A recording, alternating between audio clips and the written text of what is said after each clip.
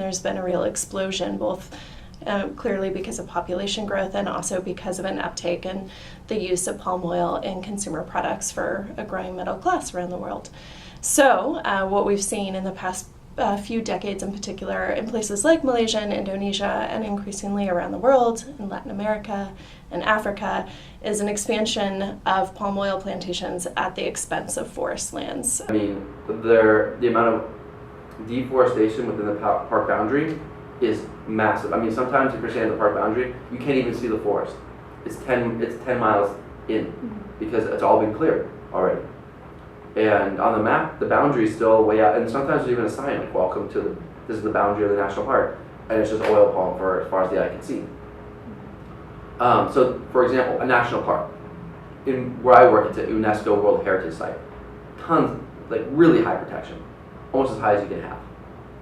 And it's still all being cleared. From 10,000 feet in the air was oil palm as far as the eye could see. We use and eat and put products with palm oil on our bodies, into our bodies every single day, from morning until night. Has been the primary driver of deforestation in Malaysia and Indonesia, which includes Borneo, which is split between the two countries. But it'd be foolish to think that if it wasn't palm oil, all these forests would remain. They probably would be cut down for other crops. Maybe not to the extent, because oil palm produces so much fruit and oil that it's very valuable compared to other crops. That whole community is still usually quite happy because they all have jobs and money. And they have a lot more money than they used to have, so they can send their kids to school. I mean, all the people who worked with me, really smart young guys who had just graduated college, the only reason they were all at college is because their families had oil palm plantations that were given to them by the government that just cleared half of Sumatra's forest. I mean, there's huge areas of thousands of square kilometers, thousands of square kilometers where there's no forest left. I mean, the majority of lowlands have been cleared already because both rubber and oil palm grow in the lowlands, whereas cacao grows a little bit higher up and coffee higher up still. And so the lowlands are also usually flatter, which makes it much easier to clear and plant. You know, it's harder to drive a tractor or a logging truck up a steep incline into the hills. And so in the lowlands, maybe 80% of the lowlands have already been cleared for agriculture.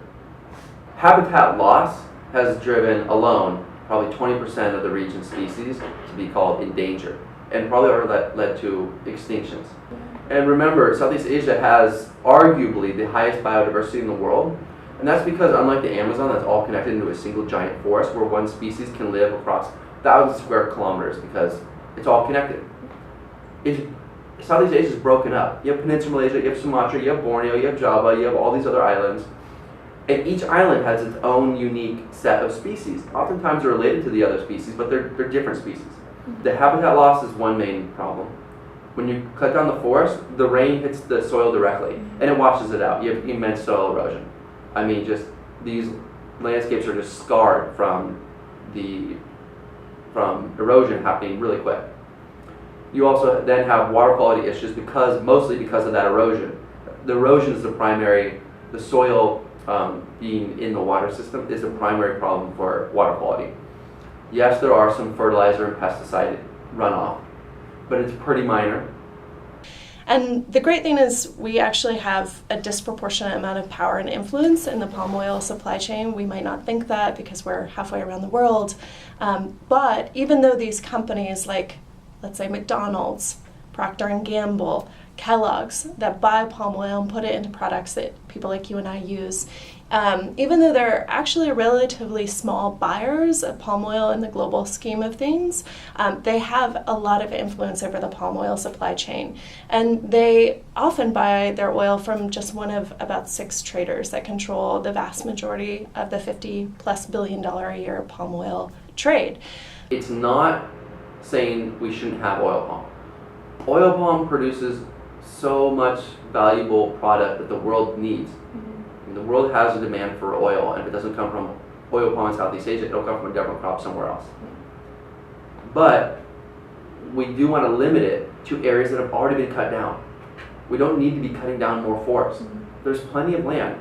There's plenty of old timber plantations. Cargill, one of the world's largest agribusiness companies, headquartered here in the United States, they made a commitment not only that all of their palm oil would be deforestation free, but they then extended that to all of the commodities that they source will be deforestation free. So we're seeing that early changes and early demands coming from companies that people like you and I use and depend upon are actually driving change and transformation throughout the sector. We do know that this commitment, a company like Wilmar, for example, going onto the public stage, making a public and global commitment, has set the groundwork for increased civil society monitoring. So if any civil society organization, like a local group that works with Indigenous communities, says there's been a violation of this set of principles, either in spirit or in letter, they can then go to the media and say this is out of alignment with what Wilmar's commitment has been. So I think it's provided greater scrutiny and a greater sense of transparency, and more leverage for civil society organizations that are working on these issues. Even when we have good policies there, bribing someone to get around them is just rampant. Where I work, it's a UNESCO World Heritage Site. Tons, like really high protection, almost as high as you can have. And it's still all being cleared. So, and now in those areas, it's the enforcement's the issue. There are policies, but there's no enforcement.